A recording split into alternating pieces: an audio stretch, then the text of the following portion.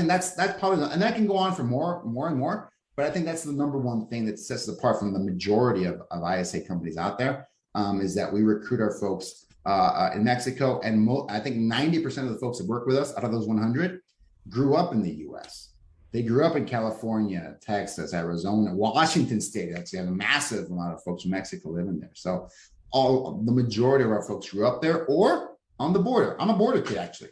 You might not believe this. I didn't grow up in the US. I grew up on the border with the US. So I grew up on Sesame Street and Mr. Rogers, right? So in the 80s. So for the older folks in the room, so that was big back then. That's how I learned English, actually, right? From the free TV you guys send over across the border.